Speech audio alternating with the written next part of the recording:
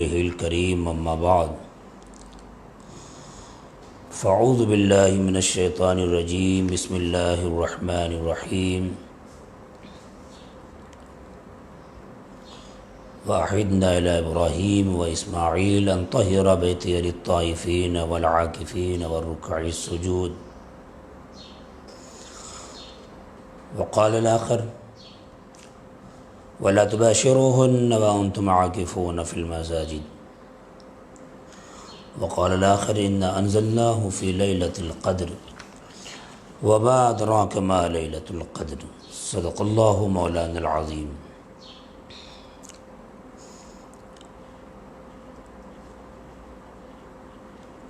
سلام محبت پیش خدمت، السلام علیکم ورحمۃ اللہ وبرکاتہ۔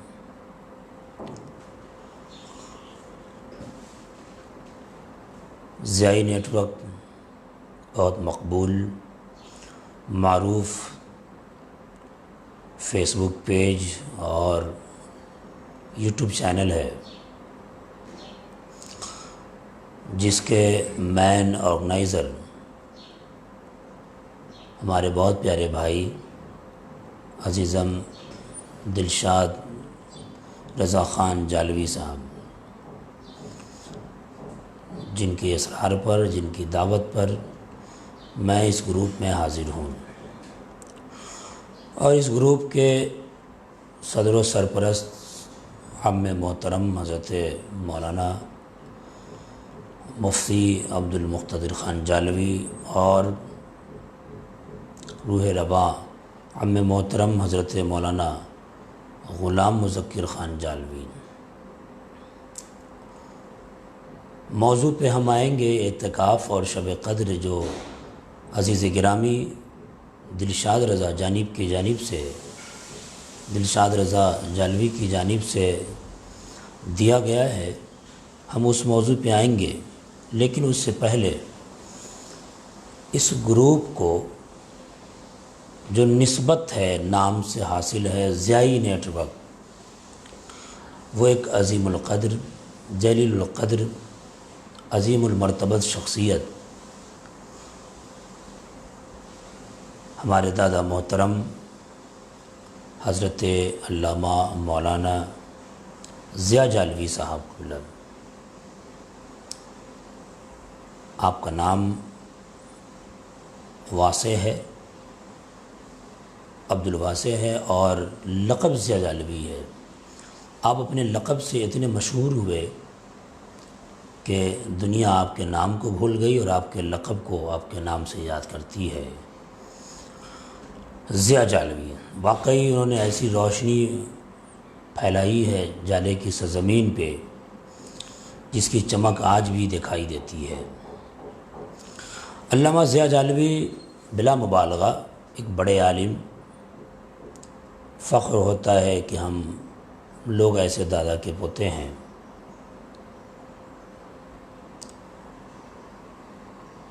آپ کے کارناموں میں، تبلیغی دینی کارناموں میں یہ بھی جوڑا جاتا ہے کہ آپ نے تقریباً 40 سال تک کم بیش دربھنگا ریڈیو چینل پر ایک ہی موضوع پہ ہر جمعہ کو تقریر کرتے تھے۔ بچپن میں ہم لوگ بھی سنا کرتے تھے۔ پٹنہ جیسی عظیم پڑھی لکھی سرزمین پہ آپ کا بڑا شہرت تھا۔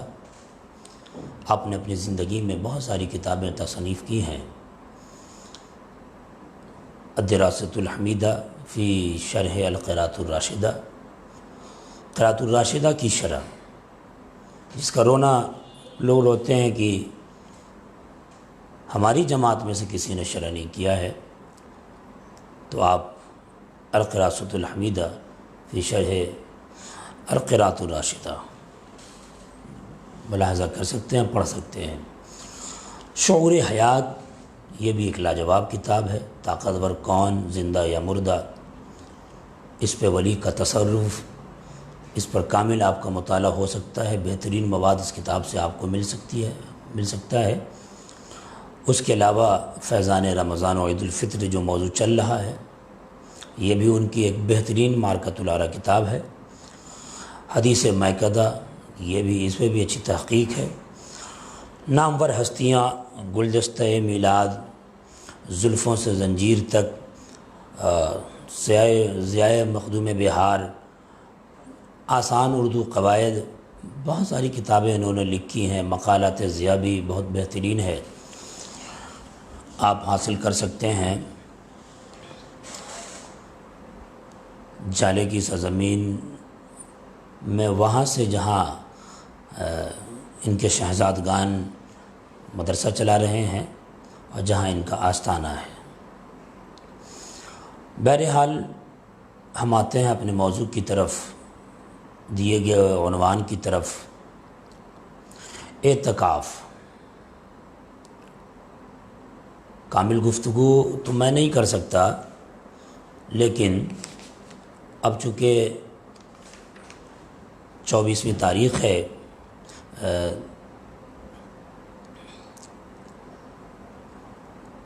تو آخری عشرے کا کچھ حصہ نکل چکا ہے۔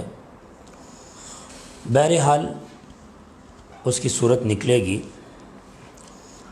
اعتکاف، معتکف، اس کا معنی خلوت نشیں ہونا، گوشہ نشیں ہو جانا۔ اصحاب لغت نے الگ الگ تعریفیں کی ہیں۔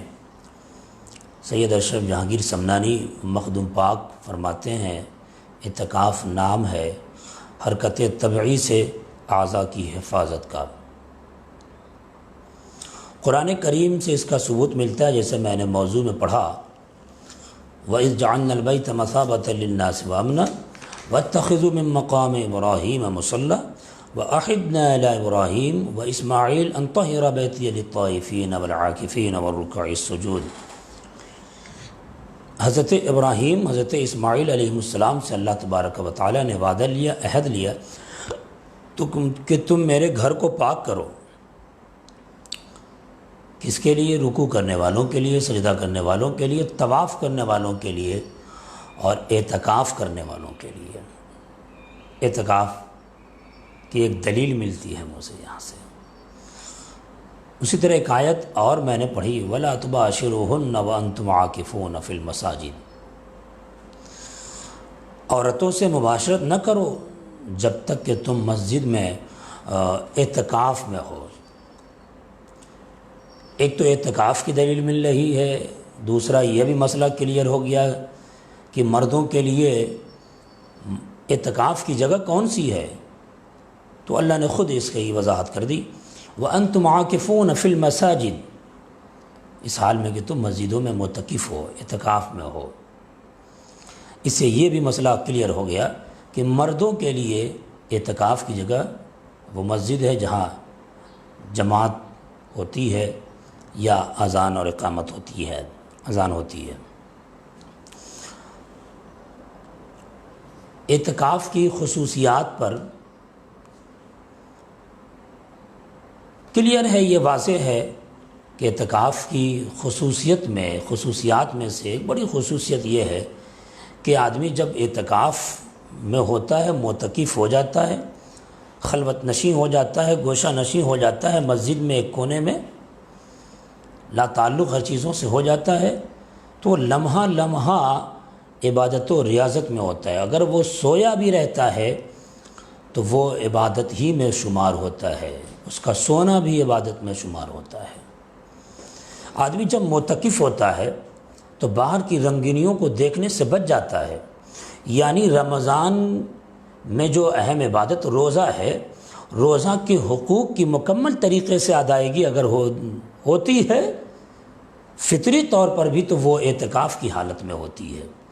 ہم باہر ہیں، ہماری نظریں نہ چاہ کر بھی پھیل جاتی ہیں، کسی نہ کسی کو دیکھ لیتی ہیں، نہ چاہ کے بھی زبان سے کچھ سرزد ہو جاتا ہے، ہاتھ سے کچھ کر بیٹھتا ہے، مگر ایک شخص جب اللہ کی رضا کے لیے معتکف ہوتا ہے، مسجد میں اعتکاف کرتا ہے، تو پھر وہ باہر کی رنگینیوں کو دیکھنے سے ہی بچ جاتا ہے، ہاتھ غلط کام سے بھی بچ جاتے ہیں، پاؤں سے غلط کی طرف جانے سے بھی بچ جاتا ہے، زبان غلط بولنے، چونکہ ہم نشینی کسی کی حاصل نہیں ہو رہی ہے اس لیے زبان سے غلط بھی نہیں نکل سکتا ہے، مکمل طریقے سے روزے کے حقوق کی ادائیگی یوں تو ایک متقی ہر جگہ کرتا ہے، لیکن خاص طور سے اعتکاف میں اس کو حاصل ہوتا ہے، اعتکاف میں وہ کرتا ہے۔ اس لیے یہ اعتکاف کی خصوصیت میں سے ہے۔ فائدہ تو یہی ہے، فائدہ بہت بڑا فائدہ یہ ہے کہ وہ غلط بیانی سے بچ جاتا ہے، غلط جگہ دیکھنے سے بچ جاتا ہے، غلط حرکت سے بچ جاتا ہے، اور صرف اللہ کی رضا کو حاصل کرنے کے لیے مسجد میں رہتا ہے۔ اور اہم اور لاجواب بہت مفید یہ بھی ہے کہ جب وہ حالت اعتکاف میں ہوتا ہے تو ایک نماز سے دوسرے نماز کے انتظار کا جو ثواب ہے وہ بھی اسے حاصل ہوتا ہے۔ اب ہم دیکھتے ہیں سرکار مدینہ صلی اللہ تعالیٰ علیہ وسلم کی زندگی سے اعتکاف۔ آقا کریم صلی اللہ تعالیٰ علیہ وسلم کا عالم یہ تھا، حضرت عائشہ صدیقہ رضی اللہ تعالیٰ عنہا فرماتی ہیں کہ حضور اکرم صلی اللہ تعالیٰ علیہ وسلم اعتکاف کرتے، کان یعتکف العشر الاواخر من رمضان حتی توفی اللہ تعالی ثم اعتکف ازواجہ من بعدہ۔ حضرت عائشہ صدیقہ رضی اللہ تعالیٰ عنہ فرماتی ہیں کہ حضور اکرم صلی اللہ تعالیٰ علیہ وسلم رمضان کے آخری عشرے میں اعتکاف کرتے تھے۔ آپ ظاہری زندگی سے رخصت کر گئے تو اس عمل پر عمل کرتی رہیں ان کی ازواج مطہرات۔ حضرت عائشہ فرماتی ہیں کہ حضور اپنی زندگی میں اعتکاف کرتے رہے اور حیات ظاہری سے رخصت کر گئے تو ان کی ازواج مطہرات اس پر عمل کرتی رہیں، اس اعتکاف کرتی رہیں۔ یہ اعتکاف کی اہمیت ہے، یہ اعتکاف کی اہمیت اور فضیلت ہے۔ حضور اکرم صلی اللہ تعالیٰ علیہ وسلم کثرت سے کیا کرتے تھے۔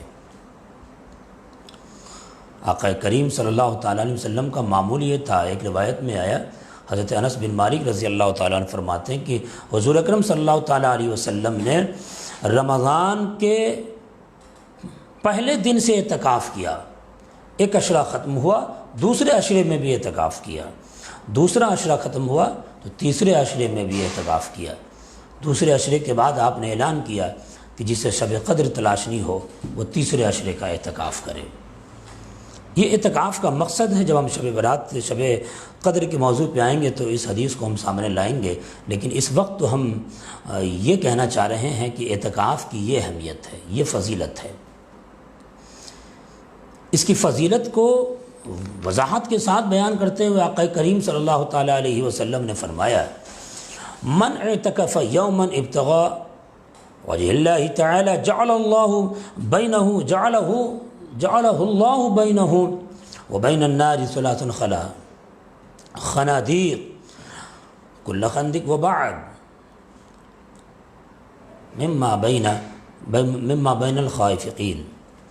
جو شخص، اللہ کے نبی فرماتے ہیں، ایک دن کا اعتکاف، دیکھیے حالت روزہ میں، اور یہ وقت نماز ظہر کے بعد سونے کا رہتا ہے، ایسے وقت میں میرے پیارے بھائی دلشاد جالوی کی فرمائش ہے، اس لیے میں حاضر ہوں۔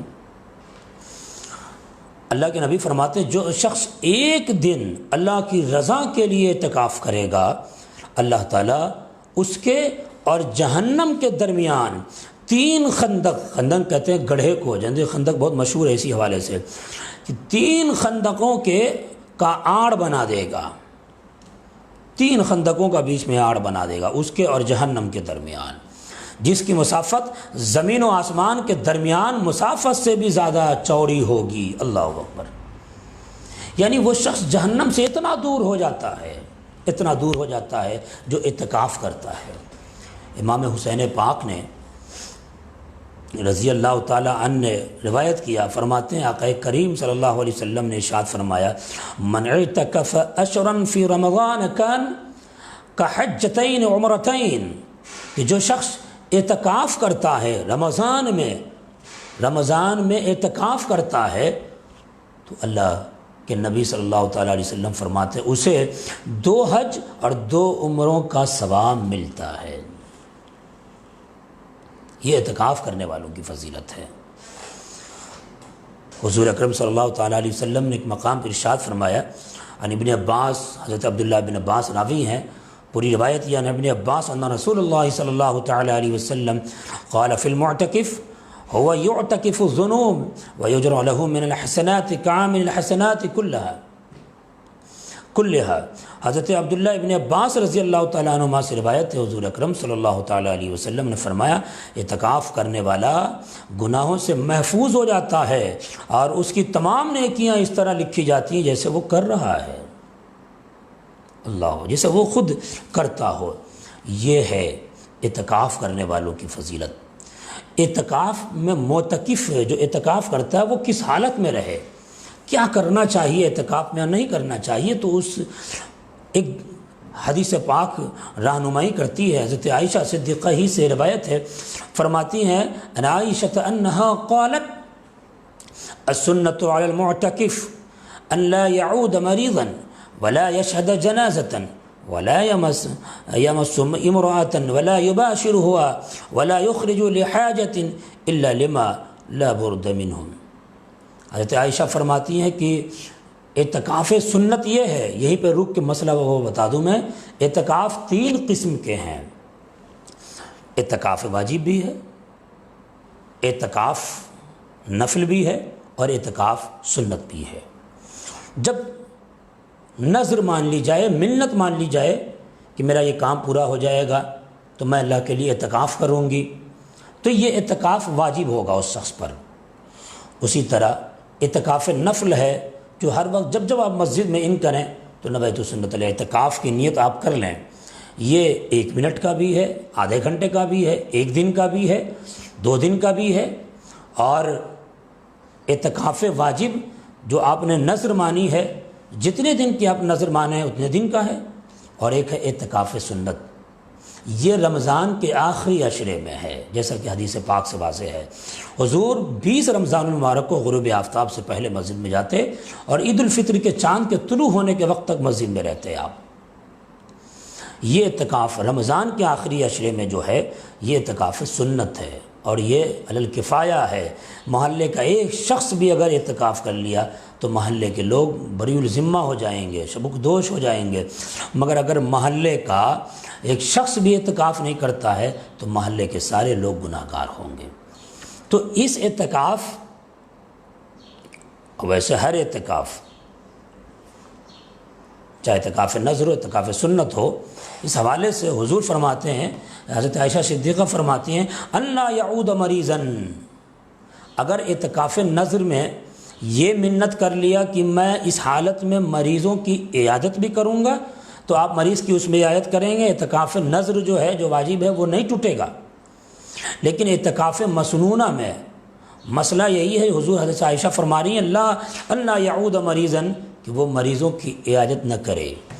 حالت اعتکاف میں کسی نے اگر مریض کی عیادت کر لی گھر جا کر، اعتکاف ٹوٹ جائے گا۔ ولا یشہد جنازۃ، اور جنازے میں حاضر نہ ہو۔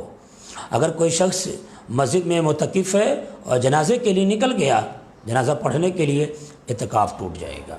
اسی طرح ولا یمس امرأۃ، عورت کو نہ چھوئے، مباشرت نہ کرے، اس سے نہ ملے۔ اگر عورت سے مباشرت کر لیا، چاہے وہ گھر میں ہو چاہے جہاں معتکف ہے وہاں بھی، وہاں کہیں بھی ہو، تو اعتکاف ٹوٹ جائے گا۔ ولا یخرج لحاجۃ الا لما لا بد منہ، اور بغیر کسی حاجت کے اگر نکلا مسجد سے، فقہاء نے تو یہ بتایا ہے کہ حدود مسجد کے باہر خارج مسجد میں بھی اگر بغیر ضرورت کے نکلا تو ایسے شخص کا اعتکاف ٹوٹ جائے گا۔ فقہاء نے یہ بھی لکھا ہے کہ بغیر ضرورت کے اگر مسجد کے سیڑھی پہ بھی چڑھا تو اعتکاف ٹوٹ جائے گا۔ معتکف کے نکلنے کے لیے 2 ہے، ایک حاجت طبعی ہے، ایک حاجت شرعی ہے۔ معتکف حالت اعتکاف سے وہ 2 ضرورت میں نکل سکتا ہے، ایک حاجت طبعی اور ایک حاجت شرعی۔ حاجت طبعی جیسے پاخانہ پیشاب کے لیے، اور حاجت شرعی جیسے نماز جمعہ کے لیے۔ اس مسجد میں نماز جمعہ نہیں ہو رہی ہے، دوسرے مسجد میں ہے تو وہ نماز جمعہ وہاں جا کے پڑھ سکتا ہے۔ پاخانہ پیشاب کے لیے گھر جا سکتا ہے، اگر حدود مسجد میں یا مسجد کے باہر اس کا انتظام نہیں ہے تو وہ گھر جا سکتا ہے، لیکن اس بات کا خاص خیال رکھے جب وہ حاجات سے اپنے حاجت سے فارغ ہو کے گھر سے نکلے تو وہ ڈائریکٹ مسجد آئے، بیچ میں اگر کسی نے کلام کیا تو وہ چلتے چلتے جواب دے دے، اگر اس کے لیے ٹھہر گیا تو اعتکاف ٹوٹ جائے گا۔ اس پر ایک تفصیل سے خطاب ہو سکتا ہے، بس اپنے بھائی کی فرمائش کو پوری کرنے کے لیے میں حاضر ہوں، اشارہ آپ لوگوں کے لیے کافی ہوگا۔ ایسے لاک ڈاؤن کے ماحول میں ایک سوال یہ بھی آتا ہے کہ آپ مسجد میں اعتکاف کر سکتے ہیں؟ تو صاحب اعتکاف مسنونہ تو یہ ہے مردوں کے لیے مسجد ہے، عورت کے لیے گھر کا وہ حصہ جسے بیت المسجد کہتے ہیں، جہاں وہ خاص کر لی ہے جگہ نماز پڑھنے کے لیے، وہیں اس کے لیے مسجد ہے، وہیں وہ اعتکاف کرے عورت۔ مردوں کے لیے مسجد ہے، عورتوں کے لیے گھر کا وہ حصہ ہے۔ تو اب سوال یہ لاک ڈاؤن کے ماحول میں انسان کیا کرے؟ تو مسجد میں 4 لوگ نمازی رہتے ہیں، اسی میں سے کوئی اعتکاف کر لے، ایک شخص اعتکاف کر لے یا 2 شخص اعتکاف میں بیٹھ جائے، محلے کے سارے لوگ بری الذمہ ہو جائیں گے۔ اب جو شخص گھر میں بیٹھنا چاہتے ہیں مرد میں سے تو بیٹھ سکتے ہیں، یہ اعتکاف نفل ہوگا، لیکن اعتکاف سنت ادا نہیں ہوگا۔ اب بات آتی ہے اعتکاف میں معتکف کس حالت میں بیٹھے، کس طرح بیٹھنا چاہیے۔ اس کی تفصیل یعنی اس کی نگاہ بھی مصروف ہو عبادت میں، زبان بھی مصروف ہو، پورا وجود مصروف ہو عبادت میں۔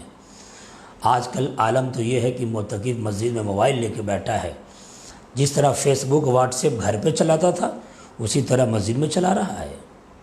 صاحب حالت اعتکاف میں ان چیزوں سے پرہیز کرنا ہے، اس لیے کہ اعتکاف کا مقصد قرب الہی کو حاصل کرنا ہے، تو ہر ادا سے قرب الہی کو حاصل کیا جائے۔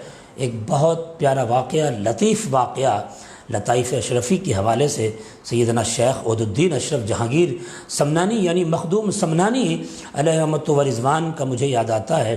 آپ کی بارگاہ میں ایک فقیر پہنچا، ایک شخص پہنچا، اور فقیر نے ایک بادشاہ پہنچا آپ کی بارگاہ میں چلے کا علم لینے کے لیے کہ چلہ کہتے کس کو ہے، کیا کیسے جاتا ہے، کب کتنے دن کا ہوتا ہے، کس طرح کیا جاتا ہے۔ ایک بادشاہ پہنچا اس زمانے میں اس بات کے علم کو حاصل کرنے کے لیے کہ چلہ کیسے کیا جاتا ہے۔ بیٹھا آ کے مخدوم پاک کی بارگاہ میں، اتنے ہی میں ایک مرید پہنچتا ہے اسی اثنا میں درمیان میں، اور کہتا ہے سیدنا شیخ اشرف جہانگیر سمنانی سے کہ حضور اگر آپ کی اجازت ہو تو میں اعتکاف کر لوں، آپ کی اجازت ہو تو میں اعتکاف کر لوں۔ مخدوم پاک فرماتے ہیں کہ یہ بتا تو اعتکاف عورت والا کرے گا یعنی اعتکاف زنانہ کرے گا یا اعتکاف مردانہ کرے گا، کون سا اعتکاف کرے گا؟ بادشاہ نے جھٹ سے پوچھا، چونکہ اسی کے علم کے لیے آیا تھا وہ۔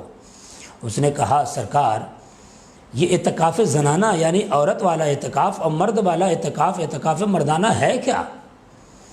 مخدوم پاک فرماتے ہیں اعتکاف زنانہ یہ ہے کہ ایک عورت جب نفاس کی حالت میں رہتی ہے تو وہ بھی 40 دن گوشہ نشیں رہتی ہے، لیکن وہ صرف اس کا جو عمل ہوتا ہے کہ وہ کم کھاتی ہے، کم بولتی ہے، بس اس کی حالت ایسی ہوتی ہے کہ عبادت میں نہیں رہ سکتی، وہ صرف کم بولتی ہے، اسی درمیان اسی کے ساتھ وہ تنہائی کے ساتھ اپنے کمرے میں رہتی ہے۔ یہ اعتکاف زنانہ ہے۔ تو اب اگر کوئی شخص اعتکاف تو کرتا ہے مگر قرآن کی تلاوت نہیں، وظائف نہیں، شیخ کے بتائے ہوئے وظائف جو ہیں وہ اس پہ عمل نہیں، زبان اعضاء کی طرف سے جو حقوق کی ادائیگی ہونی چاہیے وہ نہیں ہے، تو ایسے اعتکاف کی مثال مخدوم سید اشرف جہانگیر سمنانی نے اعتکاف زنانہ سے دی ہے۔ آپ فرماتے ہیں اعتکاف مردانہ وہ ہے، مردوں والا اعتکاف کرنا چاہتے ہو تو اعتکاف مردانہ وہ ہے کہ انسان خلق سے ظاہراً اپنا تعلق رکھے اور باطناً اللہ کی یاد میں اتنا مست ہو جائے، اتنا غرق ہو جائے کہ اسے کسی کا ہوش نہ رہے۔ یہ مخدوم پاک فرماتے ہیں۔ اس لیے وہ فرماتے ہیں اعتکاف کی تعریف کرتے ہوئے کہ حرکت طبیعی سے اعضاء کی حفاظت کا نام اعتکاف ہے۔ تو میں تمام بھائیوں سے کہوں گا کہ آپ اعتکاف کی حالت میں ہیں تو پل پل اللہ تبارک و تعالیٰ کو راضی کرنے کی اور اپنے محبوب نبی کو راضی کرنے کی کوشش کریں، ذرہ برابر یہ وقت کو ضائع نہ کریں۔ اور یہ بھی بتایا جاتا ہے کہ معتکف جب عید الفطر کا چاند طلوع ہوتا ہے اس کے لیے نکلتا ہے تو پھر اس وقت جو دعا کرتا ہے تو اس کی دعا ٹالی نہیں جاتی ہے، اس کی دعا قبول ہو جاتی ہے۔ اعتکاف کرنے والوں کا جو سپورٹ کرتا ہے، اعتکاف کرنے والوں کی جو خدمت کرتا ہے، اسے بھی بے شمار ثواب ملتا ہے، اسے بھی بے شمار نیکیاں ملتی ہے۔ معتکف کی خدمت کرنی چاہیے، اور معتکف کو چاہیے کہ مسجد میں بیٹھ کر اللہ اللہ ورد و وظائف۔ اور آج کے حالات میں میں تمامی لوگوں سے کہوں گا کہ کرونا وائرس جیسا مہلک مرض جو پورے ملک پہ چھا چکا ہے، اس سے جلد چھٹکارا ملے، اس کی خاص دعا اعتکاف کرنے والے مسجد میں بیٹھ کے ضرور کریں، حالت اعتکاف میں ضرور کریں۔ اس کے جو مسائل ہیں، اگر آپ نے کمنٹ میں اعتکاف کے مسائل کیے ہیں تو میں اس کا جواب بعد میں دوں گا، دلشاد صاحب اگر بتائیں گے تو میں اس کا جواب دوں گا۔ اب صاحب آتی ہے، جیسے کہ میں نے وہ روایت پڑھی، حضور اکرم صلی اللہ تعالیٰ علیہ وسلم نے حضرت انس بن مالک فرماتے ہیں کہ اول رمضان سے ایک بار ایسا ہوا کہ اول رمضان سے حضور اکرم صلی اللہ تعالیٰ علیہ وسلم نے اعتکاف کیا، ایک عشرہ ہوا، دوسرے عشرے میں بھی آپ نے اعتکاف کیا، تیسرے عشرے میں بھی آپ نے اعتکاف کیا، اور یہ اعلان کیا کہ شب قدر اگر تلاشنا چاہتے ہو تو آخری عشرے میں شب قدر تلاش ہو۔ آخری عشرے میں شب قدر کی نشاندہی کی گئی ہے، مجھے بتایا گیا ہے کہ شب قدر آخری راتوں میں ہے، اس لیے آخری شب میں شب قدر کو تلاش ہو۔ شب قدر کی فضیلت پر اتنا ہی کافی ہوگا سمجھنے والوں کے لیے کہ اس کی فضیلت اور اہمیت، شان و شوکت پر اللہ تبارک و تعالیٰ نے قرآن کریم میں ایک مکمل سورت سورہ قدر کو نازل کیا ہے، اور اللہ نے اس میں شب قدر کی فضیلت بتاتے ہوئے خود کہا کہ معلوم ہے لیلۃ القدر کیا ہے، یہ 1000 ماہ سے افضل ہے، یعنی اس میں جو کام کیا جائے گا 1000 ماہ کی نیکیوں سے زیادہ نیکی دی جائے گی۔ اس کی شان نزول پہ آپ غور کریں، حضرت شمعون رضی اللہ تعالیٰ عنہ کا ذکر ہو رہا تھا، پہلے کے انبیاء کی امت کا ذکر ہو رہا تھا، 1000 سال کی عمر ہوا کرتی تھی۔ حضرت شمعون کے بارے میں آتا ہے 1000 سال ان کی زندگی، اور 1000 سال انہوں نے عبادت و ریاضت کیا ہے، لیکن اس میں انہوں نے 80 سالہ زندگی ایسی گزاری ہے کہ دن میں روزہ رکھا، رات میں نوافل پڑھی ہے، اس کے علاوہ پورے 1000 سال آپ نے عبادت و ریاضت کیا ہے۔ یہ حضرت موسیٰ علیہ السلام کی امت میں ایک بری گزرے ہیں۔ یہ تذکرہ ہو رہا تھا کہ ان کی امت میں عمر زیادہ تھی، نیکیوں پہ نیکی وہ لوگ کیا کرتے تھے، لیکن میری امت کے افراد کی عمریں 70 80 زیادہ سے زیادہ 90 100 سال تک ہے، نیکیوں میں برابری نہیں ہو سکتی۔ اللہ اکبر، اللہ کی رحمت کو جوش آیا، اللہ تبارک و تعالیٰ نے سدرۃ مکین جبریل امین کو بھیجا اور کہا جا مصطفیٰ سے پیغام سنا دے۔ اللہ اکبر، جبریل امین تشریف لاتے ہیں اور حضور کو اپنا پیغام سنایا، کہا مصطفیٰ میرے محبوب، اللہ فرماتا ہے کہ آپ کی امت کو ایک شب عظیم، شب لیلۃ المبارکہ، لیلۃ البرکہ، شب قدر اللہ نے عطا کیا ہے۔ معلوم ہے مصطفیٰ، یا رسول اللہ، اگر آپ کی امت اس رات میں عبادت و ریاضت کرے گی تو 1000 سالہ سمون کی نیکیوں سے زیادہ ثواب عطا کیا جائے گا۔ یہ رات ہے، وہ رات ہے، اللہ اکبر۔ اس رات کو تلاشنے کے لیے حضور اکرم صلی اللہ تعالیٰ علیہ وسلم نے اول رمضان سے ایک مرتبہ اعتکاف کیا۔ جب اس بات کا اعلان کر دیا گیا، بتا دیا گیا کہ شب قدر آخری راتوں میں ہے، تو آپ نے رمضان کے آخری عشرے سے اعتکاف کیا۔ اللہ اکبر، شب قدر کی بڑی فضیلت ہے اس شب میں۔ اچھا، پہلے میں بتاؤں اس شب کو مخفی کیوں رکھا گیا، پوشیدہ کیوں رکھا گیا؟ طاق راتوں میں ہے۔ حضور اکرم صلی اللہ تعالیٰ علیہ وسلم نے ارشاد فرمایا، حضرت عبداللہ ابن عباس راوی ہیں، فرماتے ہیں حضور نے فرمایا التمسوها فی عشر الاواخر من رمضان، کہ رمضان کے آخری طاق راتوں میں آخری عشرے میں شب قدر کو تلاشو، حضور اکرم صلی اللہ تعالیٰ علیہ وسلم نے فرمایا۔ ایک روایت میں آتا ہے حضرت عائشہ صدیقہ رضی اللہ تعالیٰ عنہا ام المؤمنین سے روایت فرماتی ہیں ان عائشہ رضی اللہ تعالی عنہا ان رسول اللہ صلی اللہ علیہ وسلم قال تحروا لیلۃ القدر فی الوتر من العشر الاواخر من رمضان، یعنی حضور فرماتے ہیں کہ رمضان کے آخری عشرے میں شب قدر کو تلاش کرو، شب قدر کو ڈھونڈو۔ بہت سارے صحابہ کرام رضی اللہ تعالی رضوان اللہ تعالی علیہم اجمعین نے حضور اکرم صلی اللہ تعالی علیہ وسلم سے کہا یا رسول اللہ، میں نے خواب میں یہ دیکھا ہے کہ آخری راتوں میں، طاق راتوں میں 27ویں شب جو ہے یہ شب قدر کی بتائی گئی ہے، خوابوں میں نے دیکھا۔ تو حضور نے فرمایا ایسا ہے، تم سبھوں کا خواب اس بات پر متفق ہے کہ آخری راتوں میں ہے، یعنی شب قدر رمضان کے آخری عشرے میں ہے، تو حضور نے فرمایا کہ آخری طاق راتوں میں شب قدر کو تلاشا کرو۔ اب شب قدر کو مخفی کیوں کیا گیا؟ شب قدر کو متعین کیوں کیا گیا؟ رنگ خطابت تو نہیں ہے، حالت روزہ میں ہوں، سنجیدہ لب و لہجے ہی میں کچھ اہم باتیں سن لیں آپ کے علم میں اضافہ ہوگا، اور آپ کے پہلے ہی سے علم میں ہے تو یہ سبق میں آپ کو سنا رہا ہوں، آموختہ سنا رہا ہوں۔ شب قدر کو مخفی رکھنے کی جو حکمتیں ہیں، ویسے اللہ نے بہت ساری چیزوں کو پوشیدہ رکھا ہے۔ اللہ نے قیامت کو پوشیدہ رکھا، متعین نہیں کیا۔ کیوں؟ تاکہ بندہ ہر وقت عبادت کرتا رہے۔ اسی طرح موت کو بھی مخفی رکھا اللہ نے، پوشیدہ رکھا۔ یہ کلیئر نہیں ہوا کہ موت کس دن آئے گی، کب آئے گی، کتنے بج کے کتنے منٹ پہ آئے گی، اس لیے مخفی رکھا کہ بندہ لاپرواہ نہیں ہو جائے، ہر وقت اللہ کے خوف میں رہے، اللہ کے لیے جیے، اللہ کی عبادت کرتا رہے ہر وقت۔ اس لیے موت کو بھی متعین نہیں کیا گیا۔ لفظ ولی کو بھی مخفی رکھا ہے، ولی کو بھی مخفی رکھا ہے، اس لیے کہ آدمی یہ سوچ کر ہر شخص کی تعظیم کرے کہ ہو سکتا ہے یہ شخص ولی ہو۔ اسی طرح جمعہ کے دن اس ساعت کو بھی مخفی رکھا ہے جس ساعت کے بارے میں حدیث ہے کہ جمعہ کے دن ایک لمحہ ایسا آتا ہے کہ جس لمحے میں اللہ تبارک و تعالی دعا قبول کر لیتا ہے۔ اس لیے اس ساعت کو مخفی رکھا کہ جمعہ کے دن ہر وقت میرا بندہ دعا میں مصروف رہے، عبادت میں مصروف رہے۔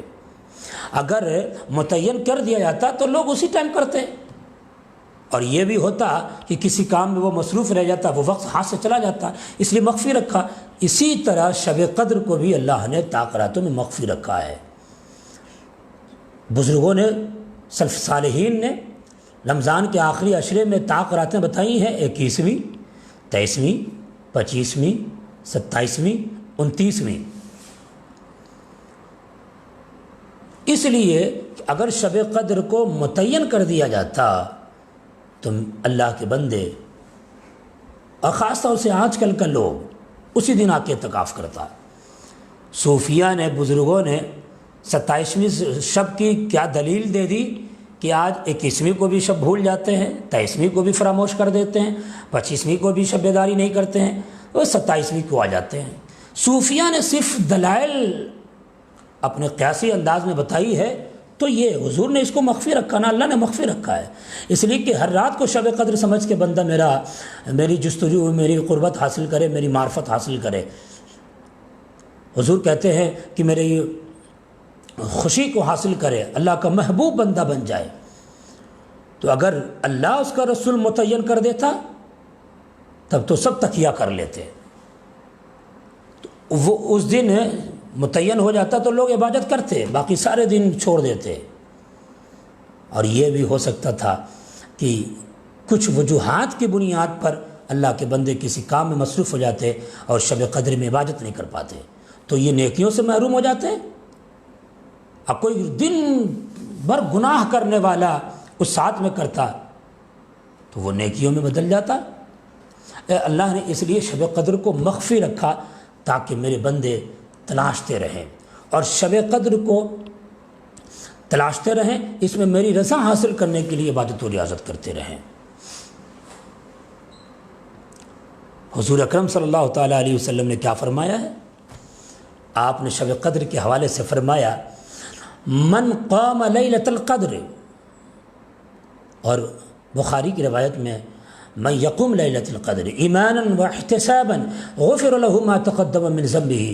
آقا دو عالم صلی اللہ تعالیٰ علیہ وسلم ارشاد فرماتے ہیں کہ جو شخص شب قدر میں یعنی قدر والی رات میں، قدر کا معنی عزت شرافت، اس کے کئی معنی کیے گئے ہیں، عزت و شرافت آپ کے سمجھنے کے لیے کافی ہوگا۔ عظمت والی رات، قدر والی رات، تقدیر والی رات، اس شب میں قرآن کا نزول ہوا ہے، لوح محفوظ سے آسمانی دنیا تک، بیت العزت تک، آسمانی دنیا تک قرآن کا نزول ہوا ہے، قدر والی کتاب کا نزول ہوا ہے، اس لیے بھی اس کو شب قدر کہتے ہیں۔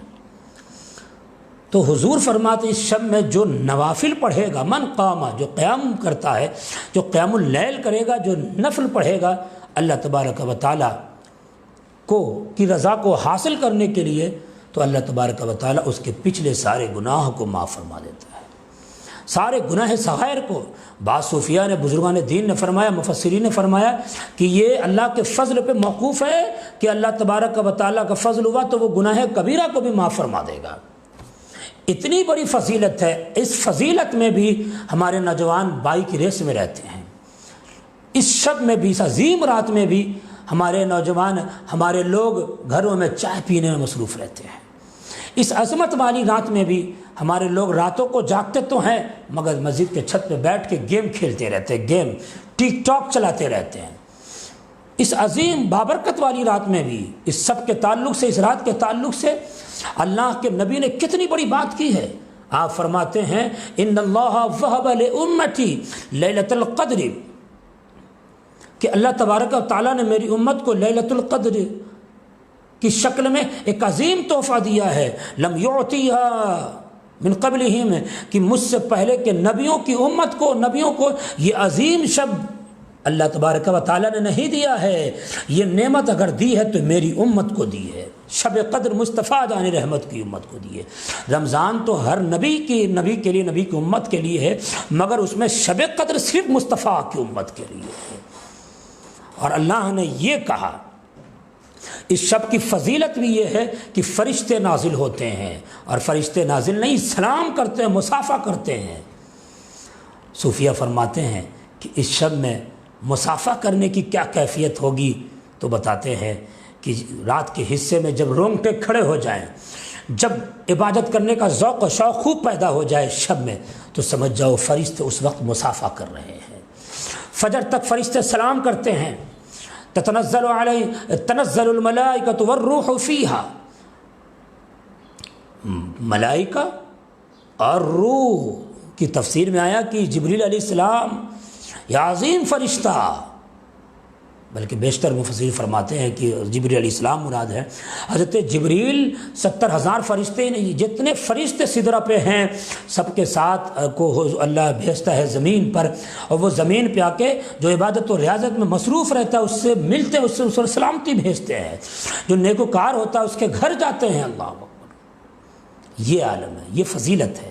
تو اگر ہماری عوام چاہتی ہے کہ فرشتے ملاقات کریں، مصافحہ کریں، سلامتی بھیجیں اور اس نعمت سے سرفراز ہو سکیں، گناہوں سے توبہ کہہ سکیں، گناہ صغائر و کبائر ختم ہو سکے، تو اس شب کی فضیلت پر عمل کریں، اس شب کی فضیلت کو جانتے ہوئے اس شب کی قدر کرنی ہوگی، اور اس شب کے لیے، اس شب کو تلاشنے کے لیے 21ویں کو بھی بیدار ہونا ہوگا، اس شب کو تلاشنے کے لیے 23ویں کو بھی بیدار ہو کے عبادت کرنی ہوگی، 25ویں کو بھی عبادت کرنی ہوگی، 27ویں کو بھی عبادت کرنی ہوگی، 29ویں کو بھی عبادت کرنی ہوگی۔ اب 27ویں پر سلف صالحین نے، بزرگان دین نے دلیل دی ہے، وہ فرماتے ہیں کہ اس شب میں زیادہ امکان یہ ہے کہ شب قدر 27ویں ہو۔ وہ بھی یوں کہتے ہیں، یہ نہیں کہتے 27ویں ہی ہے، یہ نہیں جیسے لوگوں نے تقیہ کر لیا ہے کہ اسی دن رات کو جاگنا ہے۔ فرماتے ہیں زیادہ قوی امکان ہے کہ 27ویں ہے،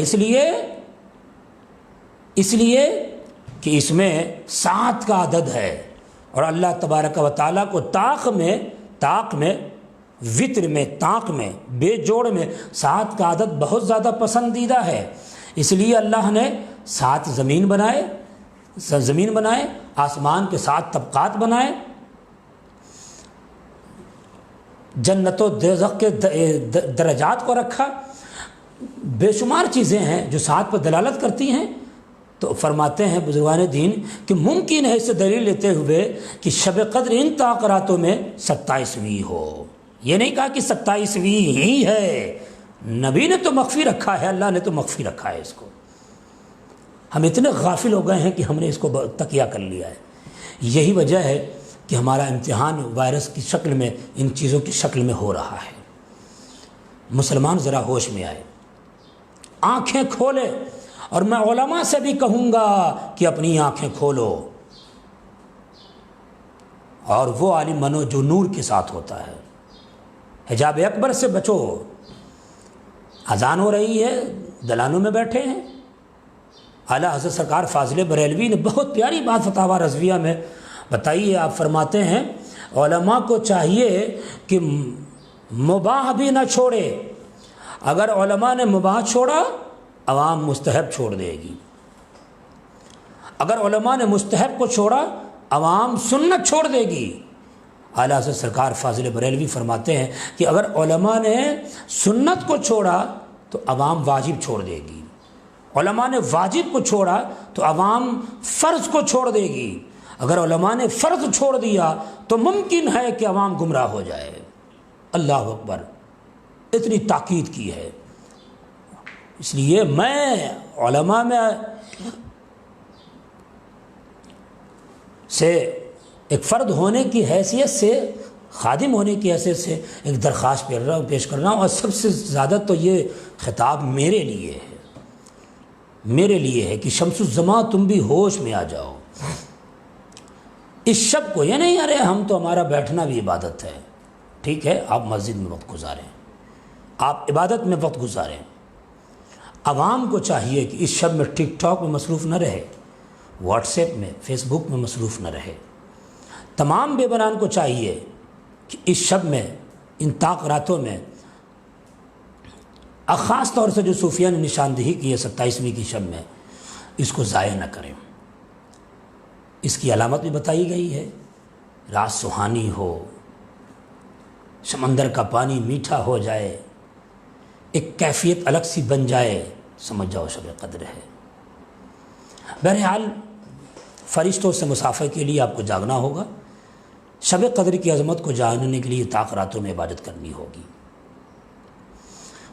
27ویں پر دلیل دیتے ہوئے مجھے وہ بات بھی یاد آتی ہے، بعض صوفی مفسرین نے فرمایا لیلۃ القدر میں 9 حروف ہیں اور یہ 3 بار آیا ہے، 9 کو اگر 3 سے ہم ضرب دیتے ہیں تو 27 ہوتا ہے۔ اسی طرح ہی حتی مطلع الفجر، ہیا ضمیر لوٹتی ہے لیلۃ القدر کی طرف، اور ہیا پورے سورہ قدر میں 27واں کلمہ ہے، 27واں لفظ ہے، اس لیے اس سے دلیل لیتے ہوئے لوگ کہتے ہیں کہ زیادہ قوی امکان ہے کہ شب قدر 27ویں کی شب ہو۔ بہرحال انہوں نے اپنی امید جتائی ہے، دلیل سے اشارہ کیا ہے، لیکن ان لوگوں نے بھی یہ متعین نہیں کر دیا کہ یہی 27ویں ہے۔ اس شب کی عظمت اور فضیلت کو بجا لائیں، پل پل لمحہ لمحہ عبادت و ریاضت کریں، اس کی قدر کو جانیں، اس کی فضیلت کو جانیں، اور ہمارے لیے بھی دعا کریں، آپ اپنے لیے بھی دعا کریں، خیش و اقارب کے لیے بھی دعا کریں، ملک بھارت کے لیے بھی دعا کریں، ہمارا ملک اونچا رہے، اس کا جھنڈا بلند رہے، ملک کی شان بلند رہے، ملک میں جمہوری نظام قائم رہے، اس ملک میں سبھی انصاف پسند رہیں، اور قوم مسلم سے تمام تر آفات و بلیات اللہ تبارک و تعالی ختم کرے۔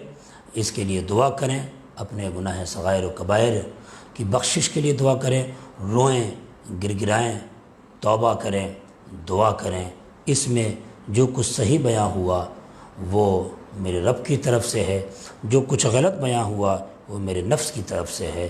وآخر دعوانا ان الحمد للہ رب العالمین۔ السلام علیکم۔